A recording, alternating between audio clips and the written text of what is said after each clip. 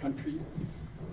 It's going to be messy. It's going to be long and hard. 3 years of deconstruction and then construction. But we're up for that task. When we won the Stanley Cup, one of our themes was, it's worth the wait, and that's how I feel will happen with this investment that the city that we're making. And what I'm most happy about, and, Nina and Monica here side by side, is that we're in it together with the city.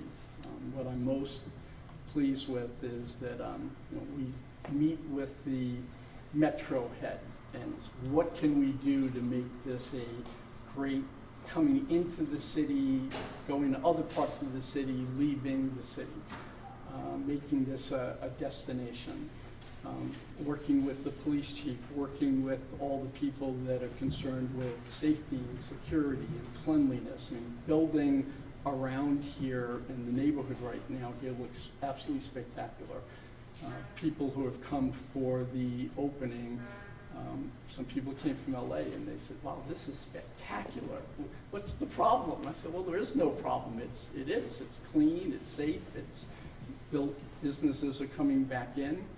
And I think our staying in the city has given everyone that sense of confidence that DC can come back and downtown DC can come back. Our priorities have to start with our players and their families. We have to have great teams. If we have great teams, we'll make the playoffs, we can compete for championships. The first year's work will all be done downstairs in the event level. We get more room by coming into the Gallery Place area, very important for us.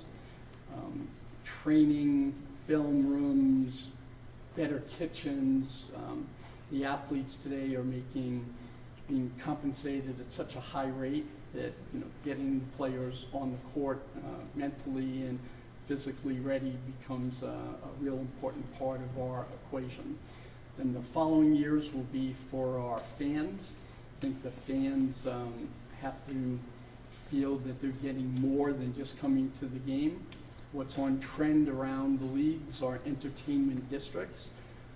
We will be able to have a lot more entertainment, dining options, social gathering places in the building for our fans. And then the city and DC and the small businesses around, they'll basically be creating a downtown entertainment district, and we'll be able to bring 3 million people in, and they'll support those businesses. That's very important to us. It's very important to the city. It gives life, if you will, before and after each of the games. We're very unique in that we have so many teams and events in this building, one of the busiest buildings in the country. And that's where it'll be tough for us. We're going to have to close during the summer. I've already had questions about women's basketball and the Mystics. As you know, we're long-term believers in women's basketball, and the Washington Mystics, we're the second longest tenured owners. We have a great facility in Ward 8, St. Elizabeth's, but it's too small for many of our games, and I would expect over time we'll outgrow that. But right now, we will play our games there. You saw our last game of the season. We had the most attendance of any WNBA game in history. Next summer, the summer after, we'll have to find a new location for that to play. We've already started that process, but it'll be worth the wait. That's how I look at it. Yes, we'll have a short-term issue, but when you look at the big picture, we should be best situated because the games that have 4,000 or 5,000 fans will have a place for them. And then when we can fill up 20,000, 21,000 people, we'll be able to do it here, but it's going to take a couple of seasons. Our employees obviously are very important to us. We're able to reclaim a lot of space. We'll soon have 1,000 full-time employees atop of the thousands and thousands of union employees and part-time employees, 4,000 or 5,000. And now we'll be able to put them all in the same space, be very, very hip, very nice. working space. Our employees work 5 days a week here at the office. It's very important that we're in the hospitality business. We have to have a community feel, if you will, for our employees, especially for them to be advocates for downtown and the building. And they take Metro, and they need parking, and so they're our best focus group, if you will.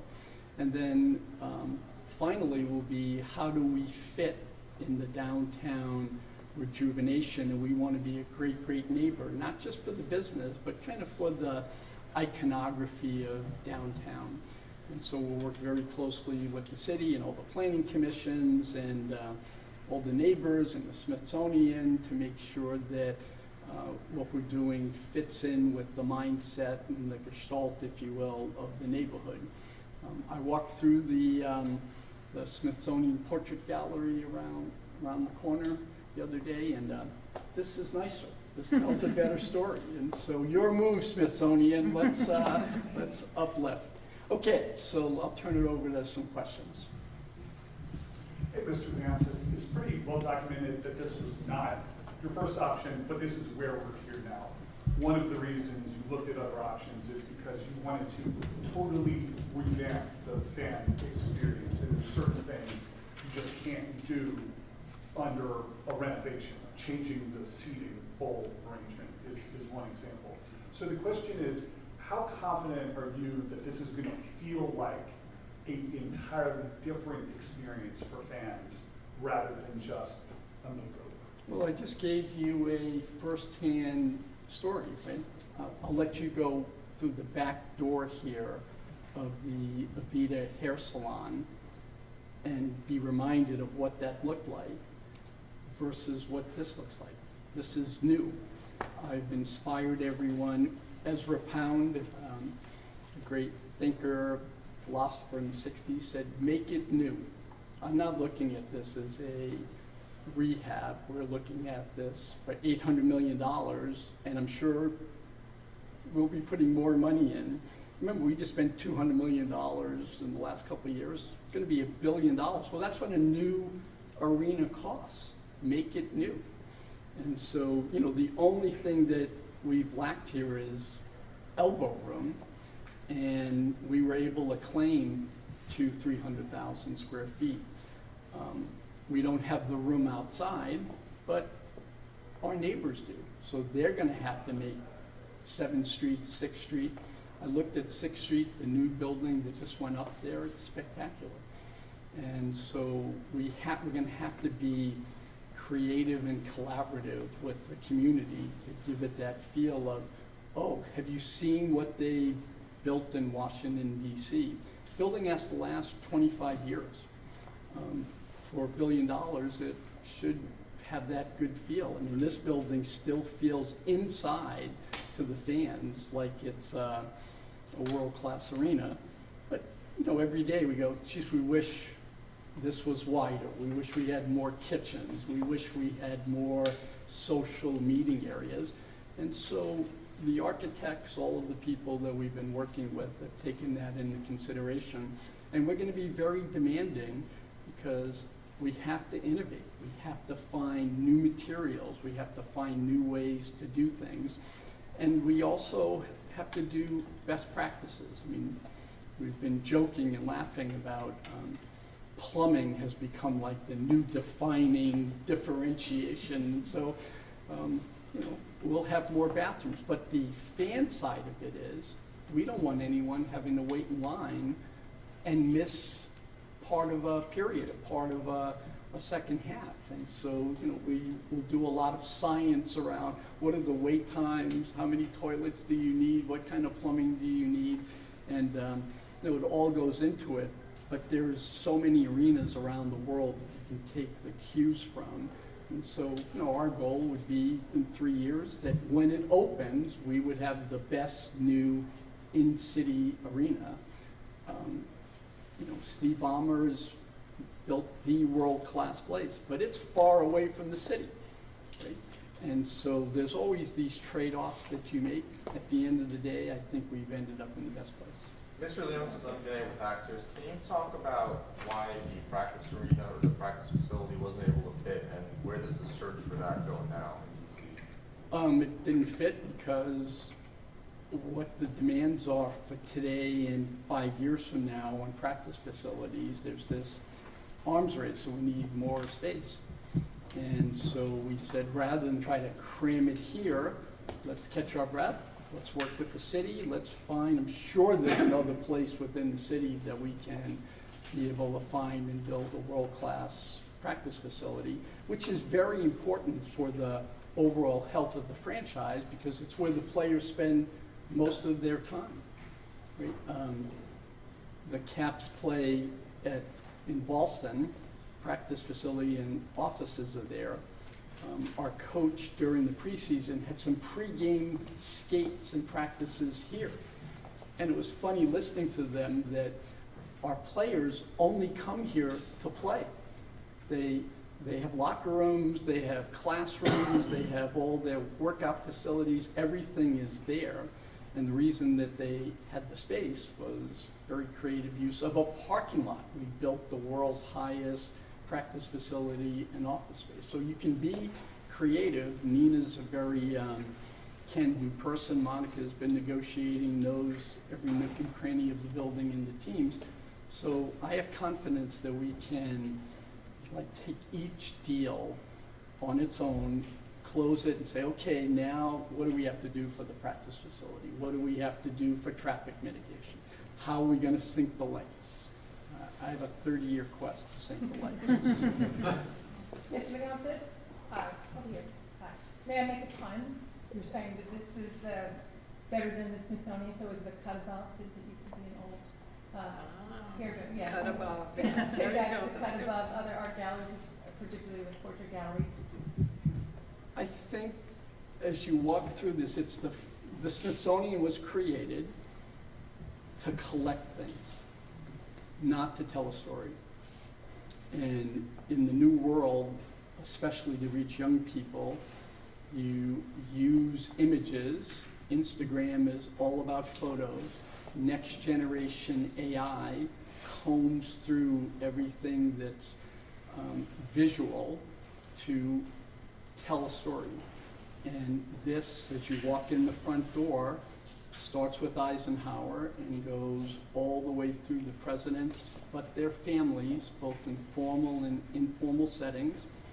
And then you get into social justice with Martin Luther King. This man was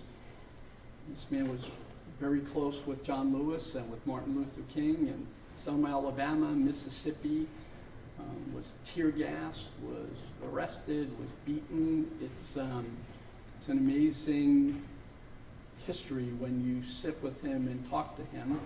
He was with Robert Kennedy. You go down and see those photos. He was atop of Robert Kennedy when he was assassinated. He was in Somalia in the mornings when mothers would come out with their dying children. I mean, the man has seen unbelievable history. He came right behind us on the Pan Am flight with the Beatles. He then took them to the British Embassy in Washington, D.C. And then the Beatles' first concert was at REI Arena.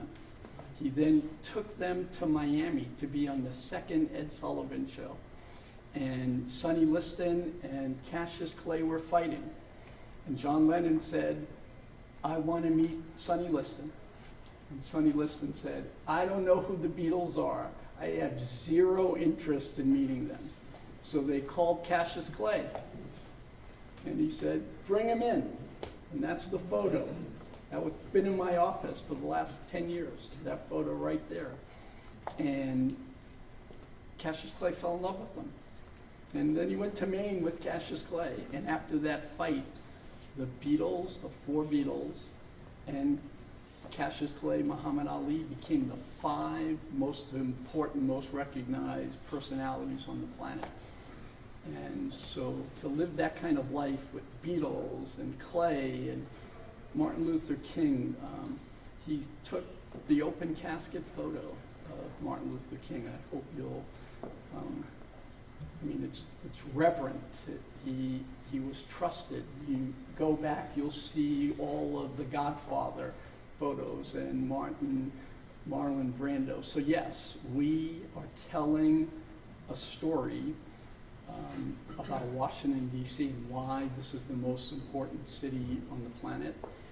And I think we're on trend, and I'm most interested in getting the schools, the young people to come into the city, take Metro, you know, through DC Cap, we'll do some scholarship. We have college signing day at the building, just to get them to understand our shared history.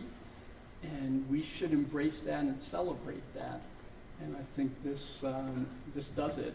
And I think people will come in here and never know that it once was a dress shop and a haircutting salon. I used to buy my shampoos here, by the way. Do you have a favorite genre of these photographs, the historical ones, the sports, anything like that? I think the room right downstairs that tells, you know, one of the most meaningful days we had here was Willie O'Ree was the first black hockey player, and John Lewis, and they knew each other, and they were together, and they dropped the puck together, and there's that whole part of our history. And you know, Martin Luther King, you know, he was man at peace in a time of war during the Vietnam era, but he was human, and we saw him as being peaceful, but Harry saw him in his full 360-degree self. He's the only picture of Martin Luther King in anger is right downstairs. He did not want to show that part of himself because he knew that would be perceived negatively by the media.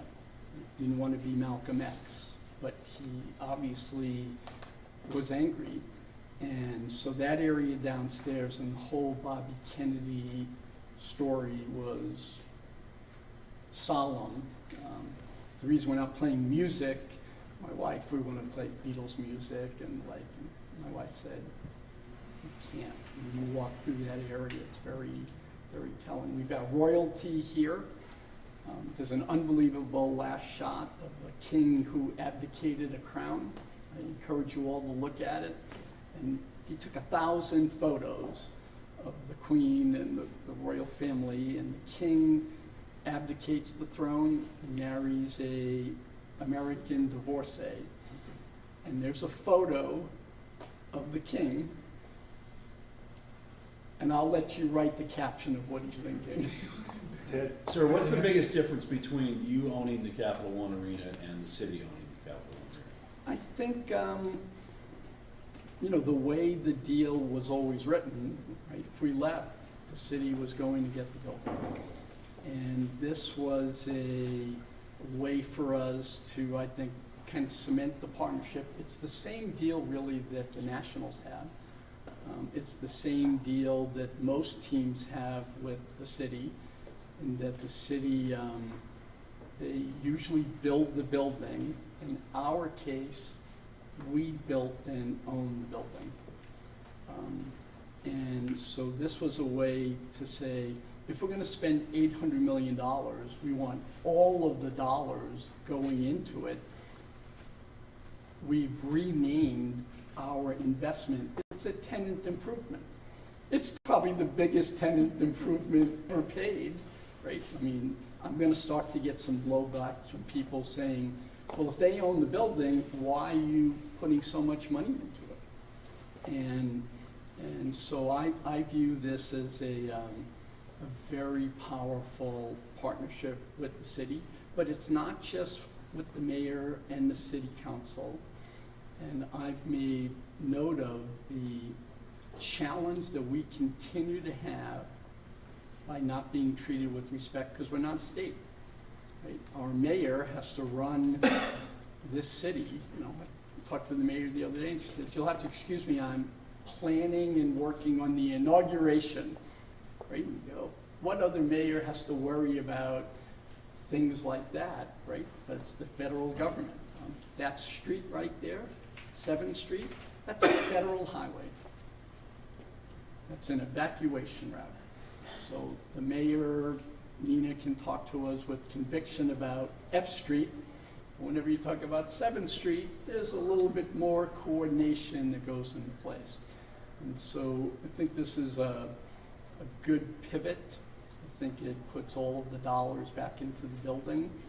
And it's 25 years with a bunch of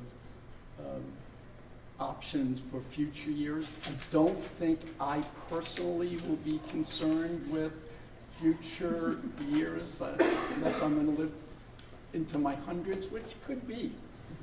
I'm very healthy, but I don't think I'm going to get to my hundreds to be worrying about negotiating extensions. Ted, could I ask you and the Deputy Mayor to both comment on the way the deal is structured with the sale is to allow you and your partners to avoid paying taxes, any taxes on the $515 million. Some people will look at that and think that that's, you know, a sweetheart deal for a rich franchise owner, team owner. What do you say to residents, both you and the Deputy Mayor, about that, the way that this is set up to help you avoid those taxes? You mean personal taxes?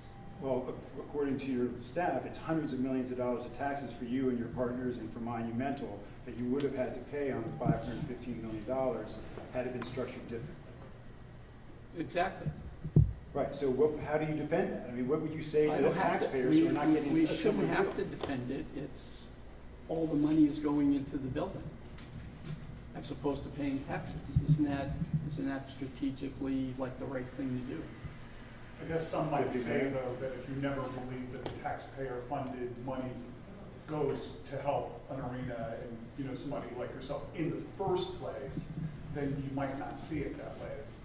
Well, if the city had built the building originally, let's take a look at Baltimore.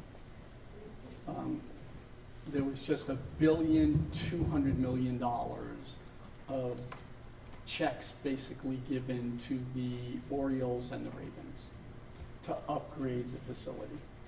Is that, you believe that? Yep. That's factually correct. Yep. It didn't go to David Rubenstein or Steve Bisciotti. It went to the organization to be spent on the buildings. Okay? The Nationals, because the city built the building originally, any dollars that go into the rehab of the building doesn't go to the learners personally, and they pay taxes on it. It goes to new screens, new toilets, so we've just really right-sized that kind of arrangement so that it wasn't a round trip, if you will. The money comes to us personally, and then we give the money back. Right? That's all it was. And Deputy Mayor, can we hear from you on that? Sure. This is the deal that was always contemplated. When Mayor Bowser and the DC Council approved a $550 million improvements to the Capital One Arena, we anticipated, and we are now effectuating the transaction that allows $515 million to be invested into modernizing, transforming, and expanding the Capital One Arena. This is the best structure to effectuate that. It's called a sale-leaseback, very common transaction. And as Mr. Leonsis said, it is what enables an efficient use of public money to be fully reinvested in this project as opposed to going to other uses.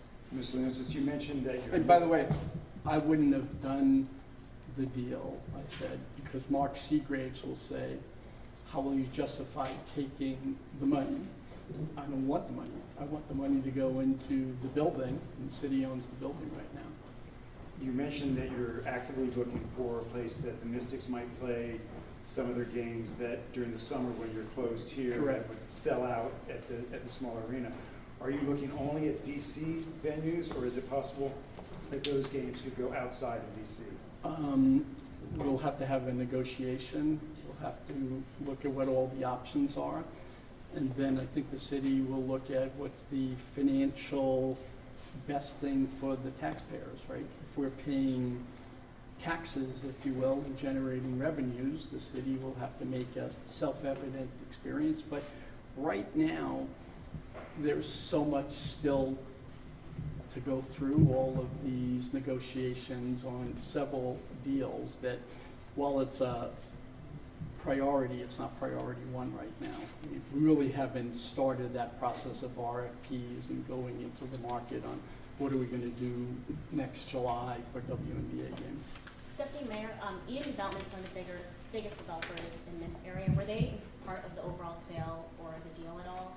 Or did they have any financial gain in the project? I'm sorry, which? Eden Development? They were not a part of this transaction at all. This is a public-private partnership between the District of Columbia and Monumental Sports and Entertainment. Nina, could you speak at all to the efforts moving forward to work with the community on what this expansion is going to look like, and how are you considering the other businesses and how they'll be impacted, including by the renovation? Well, we're very fortunate in that the mayor pulled together a Gallery Place task force that as soon as Monumental Sports and Mayor Bowser came to an agreement that the teams are going to stay here, we pivoted and really focused on how to make the Gallery Place Chinatown neighborhood a really vibrant cornerstone of downtown. It's like a bookend to downtown. Downtown's a long and a big place, and this is an incredibly important epicenter to downtown. And so we've worked through the Gallery Place Chinatown Task Force with over 1,000 stakeholders and constituents already to date. And I know that Monumental Sports, as soon as this deal gets consummated in the form of legislation that's approved, already has been in conversation with the local community and businesses, and will continue to do that so that we can collectively together create a stadium and an entertainment area that is worthy of the future of downtown DC, that is about our future of entertainment epicenter where people from all over the region, from all over the country, from all over the globe can really understand what DC has to offer. We are the federal city on one hand, but we're also a place that people live, where businesses thrive, and that entire ecosystem that really includes entertainment and sports, revolves around. And so the work has just begun. Ted, is it fair to say that you envision more along the lines of an MSG transformation of your building as opposed to a really nice cosmetic kind of upgrade? I've walked through, I understand Madison Square Garden. I think this will be better. I think there'll be much more noticeable signs of change. And that's very important to me. Just doing a paint job. You can look at Philadelphia. They just spent $400 million. And I would say it's not as ecumenical on the investment for what are we doing for the players, what are we doing for the employees, what are we doing for the fans, what are we doing for the community. And so this will be a really, really major transformation. It'll look different on the outside. It'll look and feel different on the inside. The parking will be different. The entrances will be different. I mean, that's the key thing on making it new. And we want players from other teams to come. I don't want them working out in front of the elevator on the side because there's no room, right? We want people, just like we have in the situation in Virginia with the Caps, right? Where we have the Olympic trials come and the players see our training facility and then they all go, man, that was great, right? So that all goes into the equation of making something a destination. And so we're going to have a lot of impact on the changes here. The WNBA season starts in mid to late May. Is there any way you could retrofit your 4 games to fall before your summer construction starts? We'll work with the leagues. What if the Caps go on a deep playoff run? I'm not going to shut down, right? And I don't think the Wizards are going on a deep playoff run next year. And so again, I can't. This isn't fast food service. If you have a belief and a point of view and a strategy, it takes time. This is going to be, pardon our dust, for a long time, and there's gonna be a lot of surprises thrown up our way. Trust me, there's been a lot of surprises already. And so what do? Do you put pencils down and walk away? Do you say, okay, let's understand the issue, how do we work around it? Has to be compromise. The league have to compromise, the city has to compromise, we have to compromise. The only people so far who don't compromise are the agents. And we can get through it. And, you know, the leagues are so durable. The teams are so durable. And 1 season, 2 seasons, 3 seasons, if that's what it takes, we'll look back at it and think, oh, that was nothing. And you see that all the time with rebuilding teams. You go, oh, they didn't make the playoffs for 12 years. Yeah, but they're great now, right? That's the payoff. That's what we have to look at with the building. It's going to be funky. But when it's done, everyone's going to say, this was fantastic. It was worth the wait. It was worth the investment. And then we'll have 25 years under a new lease, and, you know, the teams will be better. The young guys, young players will be coming into their own. The WNBA will be more established. You know, 3 years from now seems like a short period of time. What's your current assessment of the safety and security around the arena? I know there's been a lot of dramatically improved. And what have you noticed? Has it, you know, the offer sheet had a requirement of a certain number of officers. That's not necessarily written out in what's proposed here. What has gotten better in your mind, and what gives you confidence that fans will feel safe for 25 years, maybe more, coming to games? Well, it was palatable and noticeable during the playoffs. And I would say that that's probably the feeling of we're in it together that made me feel most comfortable with, let's go, let's keep pushing to get this done. In fact, I had one conversation with the mayor the other day, and she said, Ted, I'm not doing this for you. These are our people coming into your building. These are tourists coming into the building. Yes, I'll work on the services agreement for you, but at the end of the day, it's for the taxpayers. And it's for people from Virginia and Maryland, or who come and visit the mall, the 30 million tourists who come here and spend money with her small businesses. And so, you know, I think there's been this amazing pivot, if you will, that we're in it together, that this building as a portal, as a front door for downtown DC is really important. And the traffic mitigation, incredibly important. The cleaning the streets, incredibly important. We clean the windows here.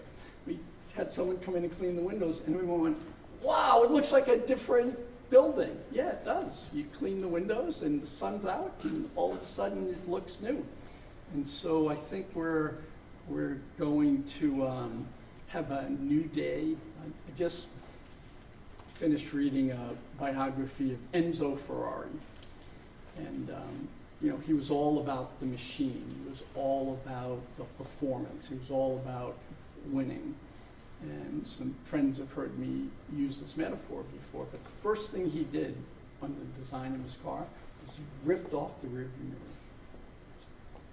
He said, I don't care what's behind us. I only care that we're racing towards the finish line. That's what we have to do here. Okay? I don't want to talk anymore about, well, what if and what if you could have. It's like, we're here right now. And new season start Friday for the Wizards. Cap season is in full swing. Mystic WNBA season is over. You know, we care right now about the city council. This has been presented to the city council. They have their own process. But there's a lot of other things we'll be doing in coordination with lots of other groups in the city to get this done. The term sheet Sorry, mentions you know, I know. RFK. Hey, as Eric, a possible we're gonna just do location. one-on-ones, because I think both the Yeah, mayors. as long as I can ask that one last question. Can I ask a quick one, just about street lease? It looks like there was a compromise. I know you were very concerned about the loading and squeeze there. What happened that this was able to be resolved? I'll We were able to meet with the restaurant owners and talk through what it's like to have 90 semis come in at midnight and back down the street into the garage. And we've worked out a compromise where the streetery can exist, it's just gonna be pushed down the block a little bit. And we're really excited. This is a restaurant we partner in the building with. They provide amazing pizzas and they bring them into the building for our fans. All right, thank you guys. Thank you. Okay, go enjoy, walk around. That's why you were supposed to be here originally. Go see the art.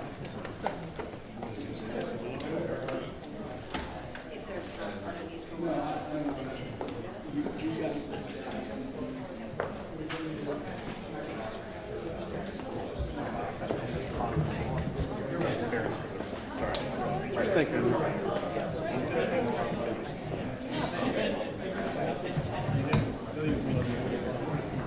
What the talk?